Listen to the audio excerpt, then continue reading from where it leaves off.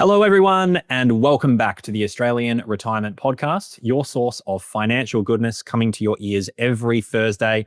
I'm here with good mates, fellow podcaster, all-around good guy, Drew Meredith. Hello, mate. Don't hear that very often.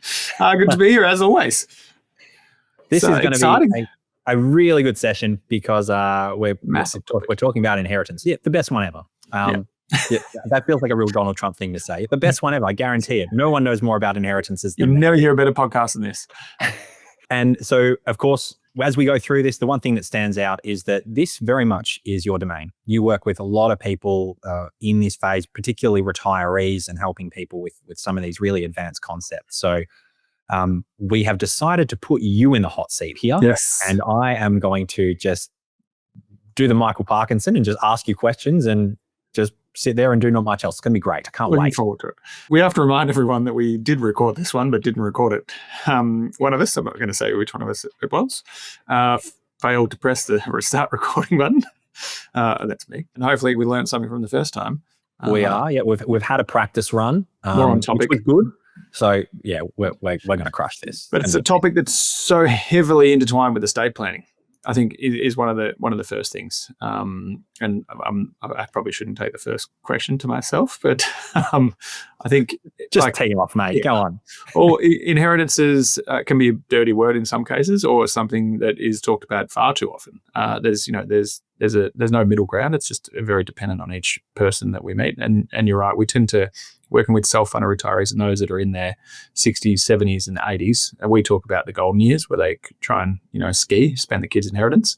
The silver years where they start to slow down, the legacy years. And I mean, inheritance tends to go along with legacy, but I think it can be far broader and should be something that we're considering it, from our 50s probably onwards or even sooner as the person giving the inheritance as opposed to the person receiving the inheritance. Yeah, perfect. And we've got we've got so much to talk about here. One of the obvious things that stands out to me with inheritance is thinking about the questions that we field is that they're just not that well understood. It makes sense. There's a lot of complexity to them. And the thing about anything with a lot of complexity is that there's often some really optimal way to do things, and there's some really suboptimal ways to do things depending on your own situation, right? Yeah, 100%. And it can be highly complicated because there's formal ways to receive inheritances. So that's what you would call your will, or the the beneficiaries that come from your superannuation assets. And there's ways to provide inheritances that are outside the will, whether it's the transfer of assets, whether it's introducing the bank of mum and dad. All these things can be considered early inheritances. And I know I referred to this in the first time we recorded this episode, and I comment on this book far too often. And let's just disclose that I don't agree with all of the concepts in this book, but a book called Die with Zero, a big part of it is Die with Zero, spend all your money before you get there. But a massive part of that is to, if you're going to give money away or if you're going to inherit, whether it's providing inheritance to a charity is one thing, providing inheritance to an early inheritance to family members is another. But it is more powerful to do that when people need it, as opposed to, if you can provide support to your children in their 30s and 40s, it will likely can change the trajectory of their life versus them receiving that inheritance via your will when they're in their 60s, which is more often the case, that you're receiving inheritance at the end of your career.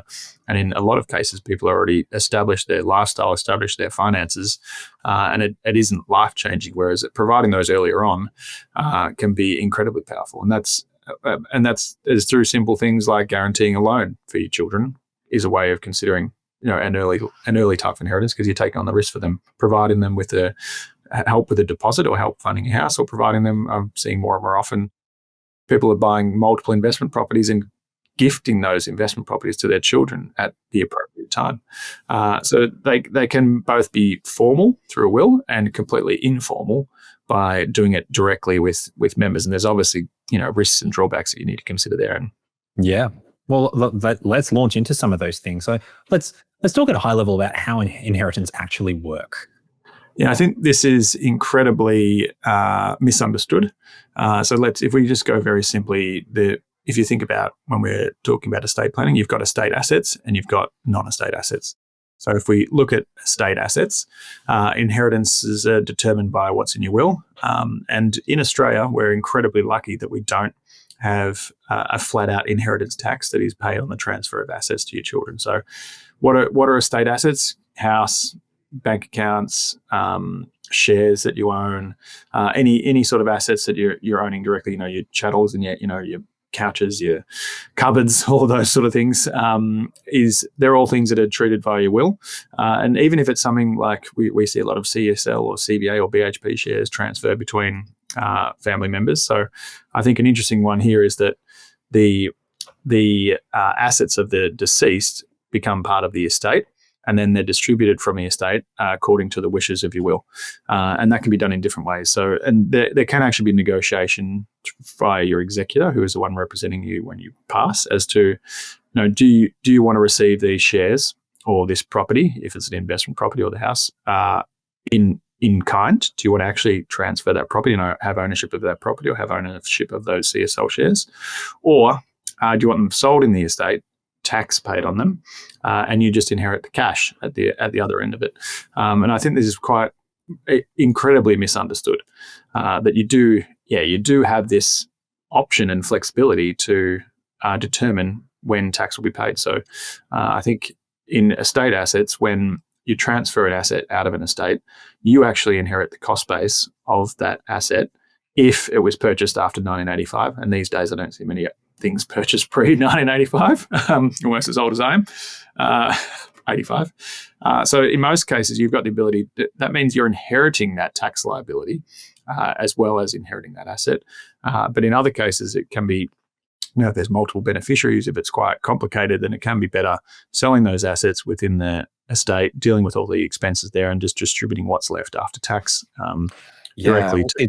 I agree that that's something not often recognized, because there's actually a really depending on the circumstances of the estate, that can provide a really optimal tax window, those couple of financial years whereby, for example, I might pass and then all of my assets they're no longer owned by James O'Reilly, they're owned by the estate of James O'Reilly.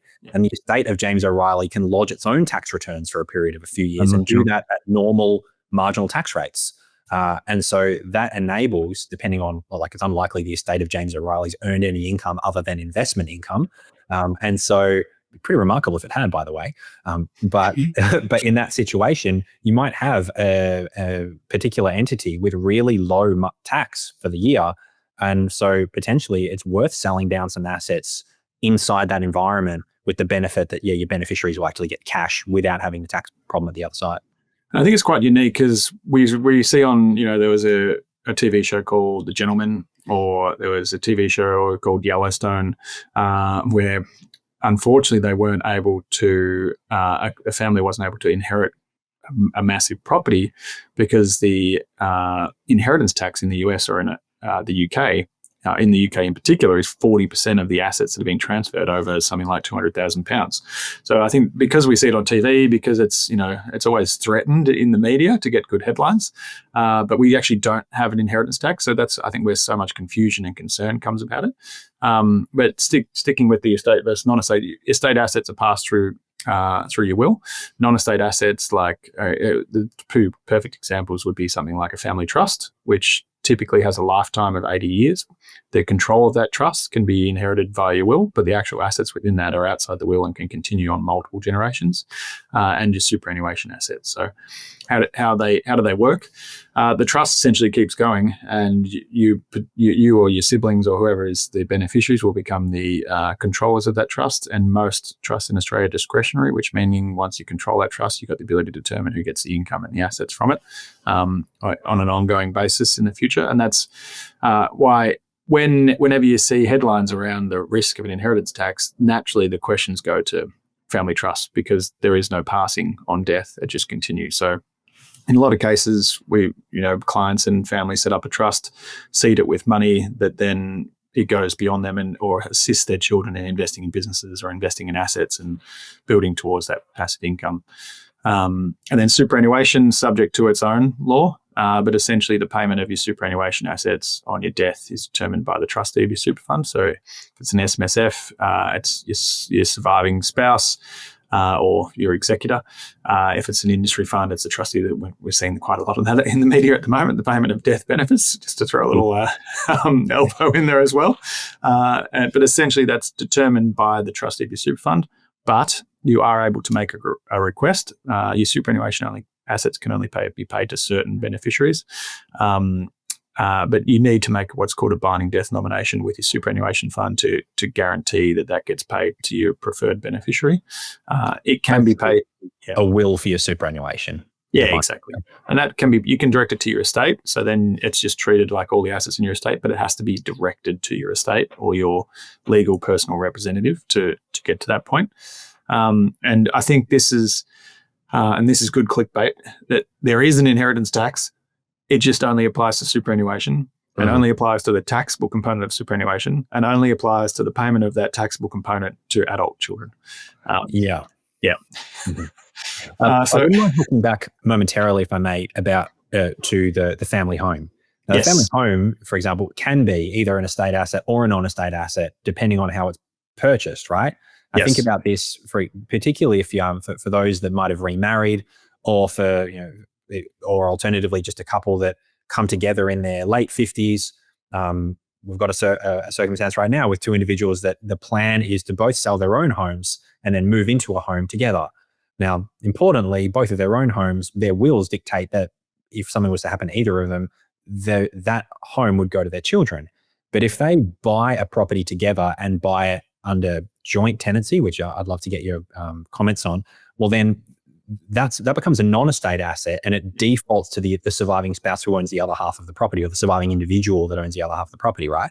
Yeah, exactly. And it's becoming more and more complicated with blended families as well. So blended families, multiple marriages, different and children from each partner having different children from different marriages means in that case, for instance, if you wanted to keep your portion of the house separate, it would actually go directly to the surviving spouse. And then if it was held as joint tenants, and then literally fall into their will and their estate, not yours. Yeah. And I think that's quite often forgotten about. And the alternative to that, so works similarly to a bank account and other assets. I think you can only own a bank account jointly as joint tenants. I got a few comments on the YouTube about that. But the alternative to that is called tenants in common, which is more common, I think, with business real property.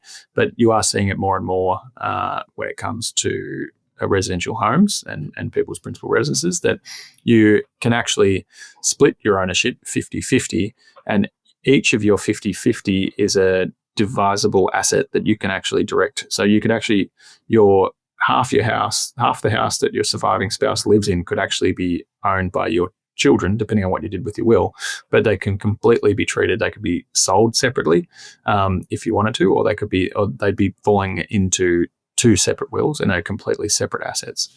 I think that's quite an important one to think about. To add to that, for those of you who either have a tenants in common home ownership structure or might entertain that in the future, this is where that future thinking comes in, right? Because, for example, I think to myself, all right, I'm 60 years old, I'm partnering with someone, we have a great relationship, and we're going to move in together, but we'll do tenants in common because I really want my kids to be the beneficiaries of all of my assets. Well, a really good quality will, which has commentary around this and potentially includes things like, it might be what's called a life interest, which enables the surviving spouse to continue to live in the property for as long as they wish, or some mechanisms to make sure that my greedy children don't say, no, we want to sell this property straight away because we want the money and we're not particularly interested in the well-being of dad's now widowed spouse. So we'd like to get that cash out, and that significantly changes that spouse's position.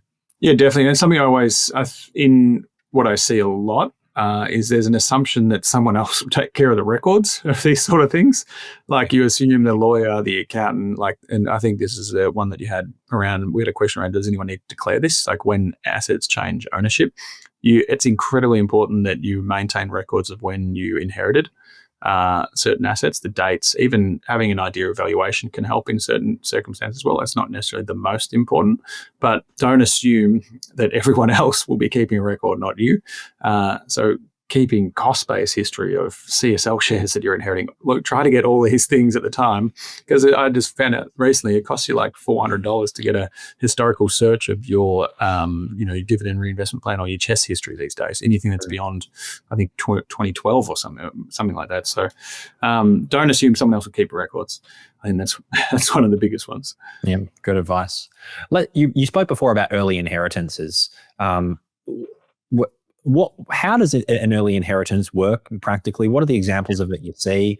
And is sooner better? I think in most cases it is, but it does open up significant risk. There's risk of divorce, there's risk of bankruptcy, there's all these kind of risks that come up, and they can essentially, by giving or providing an early inheritance, you're introducing those assets to another pool. To the marital pool or to the pool of assets of that person. What does it usually look like? It looks like a cash gift or a cash loan, a lump sum to help. In most cases, I think in Australia, it's $50, $100 or $100,000 or more to help put a deposit on for a house, because we know how difficult that can be in Australia. And in other cases, it could be helping seed a business. Helping fund a trip, all these sort of things. I think the bigger end is probably where we focus. And I think that, one, again, keeping records. So if you have multiple children, we've helped in some cases keeping a ledger of what you provided to each child, that people know where it is and that it's available, to make sure that you actually, most people want to treat their children evenly, or to make sure that should they pass, that if one child has got significantly more benefit or early inheritance than the others, that the others get to make up for that in the will as well. I think the big question there is always, is it a gift or is it a loan? So a gift, you're passing off and you no longer have ownership or control over those assets. A loan, you can set up for a pretty reasonable price, pretty good loan agreements, and ensure that those loans are serviced, or that there's, they're renewed or reviewed quite regularly if you're providing it, security against a house. But it's always a good and important consideration, I think. And in most cases, if a bank will want you to treat it as a gift, but you probably want to treat it as a loan. So these are always worth, talking to your advisor, but also getting legal advice when you're getting into this early inheritance in part of the strategy as well.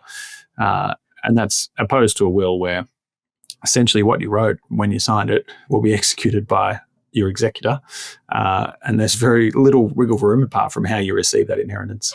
Yeah, you make a really great point about the about getting the structures right. Going through that process of working out, like, is this a loan or is this a gift? I mean, for those of you playing at home practically, let's imagine, let's move forward again. I'm 60 years old, which seems to be just coming closer and closer. Looking good for 60.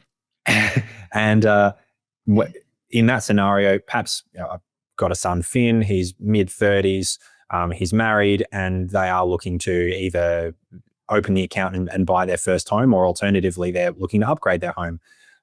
My wife and I say, you know what, we're lucky enough to be in a financial position where we could support them with this, and they're going to get our money anyway. And touch wood, hopefully we're confident enough about being self-funded in retirement that we're not necessarily going to miss this $100,000. We'll advance it to him early.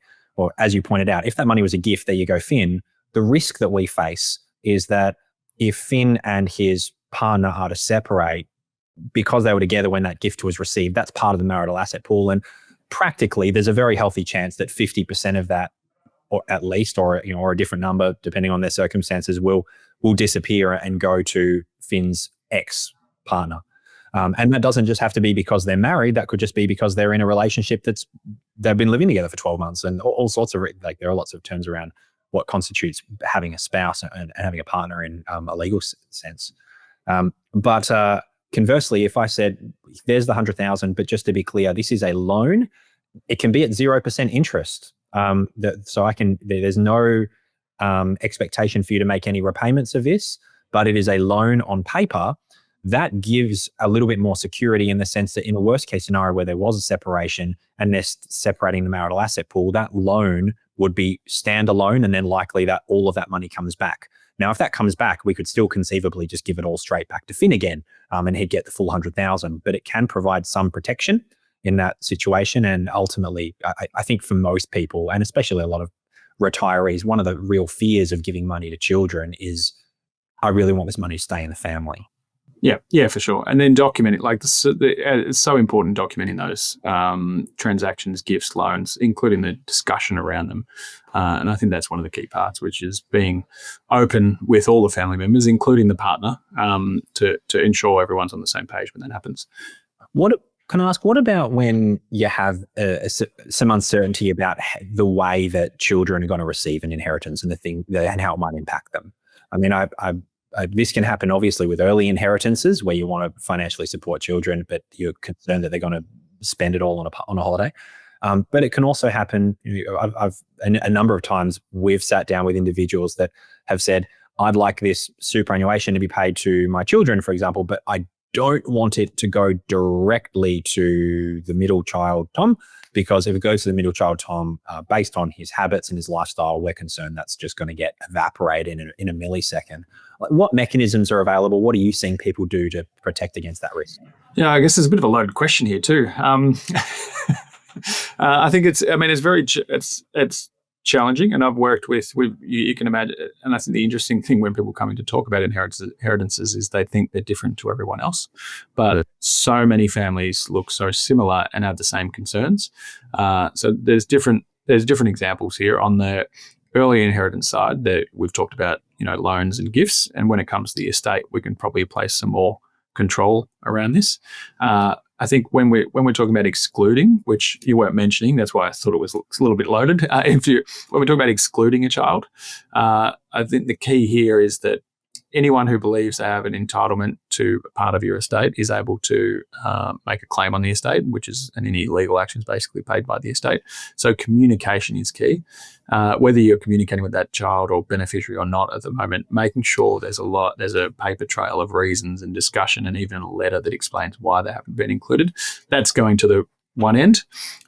What you were more referring to was around dealing with, it could be I hate the word spendthrift child. It sounds like something from the old times. For those listening to the insurance episode. But there are some mechanisms through which you can control or what we've called and this sounds very Game of Thrones, a bloodline trust.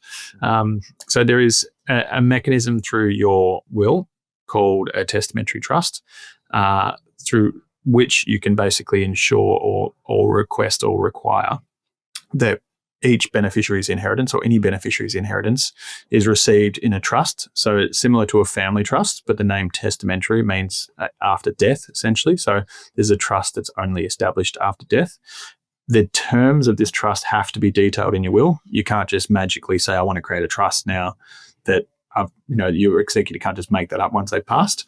And the key here is that you can be as prescriptive or loose as you want on the terms of the trust. So it could be they inherit a third of my estate. They can do whatever they want with it. They cannot use the trust if they don't want to, or they have to use it under certain terms. So in terms of being prescriptive, this can go to the point of this person is allowed to have $50,000 per year and 5% of capital, or they're not allowed, it has to be managed by someone else until they're 35. They can't access anything until they're 25. So you're able to set age limits on when they can access these funds or use these funds. And you can also set income, capital, or, hardship amounts that will allow them to apply to the trustees or to the executor and access additional funds as well. So that's one way. And essentially by doing that, you can actually control who the beneficiaries are of that testamentary trust. And in some cases, not distribute to, if you're worried about it being split into the partner's spouse's family at some point, that ensure that the beneficiaries of that testamentary trust are only your bloodline or your children. That's one of the most foolproof ways to ensure the continuity of your inheritances, I think, in that regard. And then we kind of talked earlier about the idea of using a family trust, which sits outside of your will, and control of family trusts can be passed more easily. You can actually pass the control of your family trust before you pass.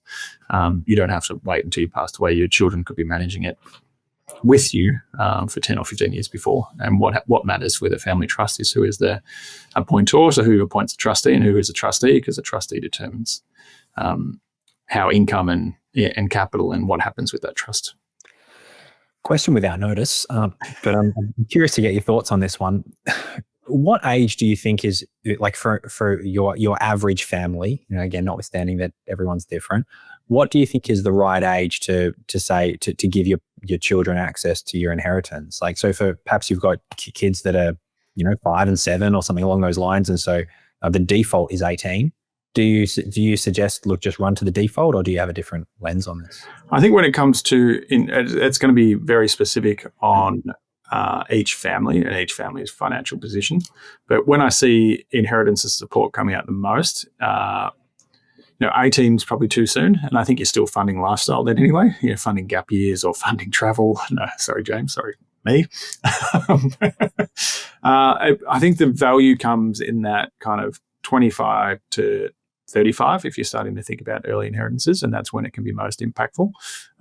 Sometimes is being able to provide the support for your children to change careers and find this can be another form of inheritance. And we don't just have to talk about money, we talk about knowledge as well, but that's probably a bit broad for this episode. I think that there's no fixed date, but I think you want to ensure your children have experience, understand what they're getting, what support they're getting, and have some sort of kind of trajectory. You need to have your children, doesn't have to be a positive trajectory, but it doesn't just have to be buying a house. It doesn't just have to be buying a car. There's so many other things that the inheritances can use for, and make sure it's not being driven by the parent, solely by the parent to the child and demanding the child purchase a house, if that makes sense. So how do you get buy-in? How do you make sure the person is ready for that? And I mean, there's an increasing cohort of people that don't want to buy houses. They think it's unattainable. So are there other ways we can provide inheritances? But I think for most people I see, they're thinking about it in their 50s and they start really doing it in their 60s. So we work with a lot of professionals, and that tends to mean that the children are in their 30s to kind of 35. And yeah, I think the 90% is I'll help you buy a house, and a portion is increasingly going towards helping fund businesses, ideas, income, salaries to help pivot their careers, or to it's a very entrepreneurial culture in Australia now. So it doesn't take much to start a business. Says the two podcasters. No, it's nice to hear you say that. I agree. I think that 18 and frankly even 21 is too early. I've got to, without getting into the weeds too much, I had a friend that received an inheritance at 21, a very good friend, and it was an inheritance, and I've confidently concluded that his life would have been better had he not have received it, because and it was a big amount of money, but it changed his priorities at 16, 17. He wasn't interested in finishing school. By the time he got to 18, it's only 3 more years till I get this big whack of money. So I'm in cruise control. It didn't serve him well, in my humble opinion. Can I ask, what about having more certainty with estate wishes? You and I both would sit down with people that say, I have an ex-partner and he's a lunatic, and they'll absolutely come for my money. Say that? Or alternatively, out of all of my children, I've made a decision that I want to, or family, I've made a decision that I want to exclude one person, and I'm very clear about that. I'm very resolute. But having said that, odds on they're not going to be happy about that decision. If you're looking for more certainty, what are some of the obvious things that you can do to, firstly, to give yourself perhaps absolute certainty as to where the money's going, and then second, to give yourself a higher likelihood that what you had planned and you wrote down in your will is actually going to materialize? Yeah, great point. And I think one of the biggest ones here is around how do you get certainty? And it's not using just your will. We know that not that you shouldn't have a will, but the key here is that challenges to wills can essentially, anyone that has a potential that can justify they should have some portion of your estate can make a claim on your will. So it's basically to get a true level of certainty. There's other instruments and accounts you are able to use to do that. So superannuation is the first one, and that's because you're able to tell your superannuation fund in a binding way that they have to pay this amount to one of your beneficiaries. It can only be a spouse, interdependent financially dependent person or an adult child. So it's very specific. And once that's in place and binding and legal, then that's all that can happen with it. So that gives you real certainty on that. There are also family trusts, as we mentioned before. The control of that can already be passed, and you don't even have to worry about what will happen with it in the future. It won't be caught up in your will. And I mean, Gina Reinhardt will probably have a different view. But family trusts are much more difficult and costly to challenge as opposed to a will. If you're challenging a family trust, I believe that you're kind of doing that from a personal perspective versus not from the family trust perspective. So I think they're probably the biggest investment bonds, annuities, and that's because you're insuring an individual person with a specific beneficiary at the end of it, similar to an endowment policy, which don't really exist anymore. Yeah, I have a big +1 for the investment bonds in particular because unlike super, super has contribution caps of how much you can get in at any given time, whereas most investment bonds don't have that. But secondly, superannuation, as you pointed out, it restricts who you can nominate as a beneficiary, whereas investment bonds are a lot more flexible in terms of who you'd like money to go to. And they're a non-estate asset, like we were talking about at the beginning of the show, where your will doesn't govern where it goes. Because your will doesn't govern where it goes, then you have a little bit more certainty. And we're doing that with a client at the moment where they ask, they're worried about one of their children. So basically we've sought legal advice and talked to multiple people about what are the ways, and a lot of it is taking money out of the estate and putting it into trusts and other structures, which is unfortunate, but in some case, a fact of life. What do you believe is the most common mistake people make when thinking about their inheritances? I think there's something with the current generation, having grown up with parents that lived through the Depression, and it's about money being taboo. So not being open enough about it, not bringing your children along on the ride of understanding what your assets are. So we've got clients that have $10 million in assets that their children don't even know. Not that it will hopefully not make them change their life knowing this information or change what they're doing, but more importantly, knowing what potentially lies ahead. So involving your children in the conversation, involving your children in the estate planning process, involving and spouses as well are incredibly important, which unfortunately isn't always the case, both spouses being across everything happening in wills, but they don't plan far enough ahead and they're not open enough about it. And as soon as the communication isn't particularly good, that creates surprises, which creates emotion, which creates risk and challenges at the time of death and the passing of inheritances, I think. Yeah. If you're discussing inheritances with your children, for example, or perhaps to say differently with the beneficiaries, like what's your advice on how people should do that? Is that calling family meetings? Is that making some phone calls to people? Like, and what's the advantage of having these discussions? I think it's good to have someone independent, and we're doing it more and more. And a key here is, I think it's a family meeting, and it can be hard to get everyone online. Maybe it's a Teams meeting or a Zoom meeting these days, or a FaceTime. Most families have a group WhatsApp. Maybe it's not there. But the key here is, in my experience, it's bringing, particularly when it's significant, like we're talking, and most houses are worth in excess of $1 million now. So, particularly where it's significant, well, it's a family meeting. And if we usually do a takeaway, my takeaway would be go sit down, put your balance sheet together and organise a family meeting. It could be at Christmas, could be at Easter, and talk about what's in your estate, what your assets are worth, and make sure your kids are on the same page. In a lot of cases, they won't be engaged. They'll just, whatever, I don't need it, don't want it.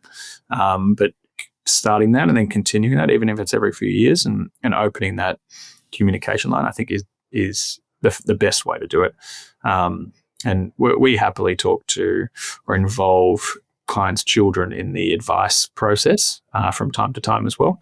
So sharing review documents, sharing investment process strategy, just to slowly engage them, particularly where parents are aging. I'd really like to emphasize too, I love that point, and I didn't say this in the previous show, but something that stands out to me is that this can also be two-way. So yes, if you're the parent, or you're thinking about your own inheritance and where you want that money to go, or your own estate and where you want that money to go, then calling that meeting and helping the beneficiaries to be clear on your intentions is so valuable. But you might be a beneficiary of like your parents' estate, and you're a likely beneficiary, and you can see that there's a lot of complexity for your parents. Your parents might have multiple marriages. They might have children, they might have children to different marriages, and a lot of moving parts. There's a lot of power in saying, hey, mum and dad, not now, but at some point in the not too distant, like I've realized that I have no idea what you actually intend to do with your assets. It's not coming from a place of wanting clarity on what's mine. It's coming from wanting to encourage that you should raise this and have this conversation with your family so that we all have a sense for this, because this is a real conversation that should happen at some point.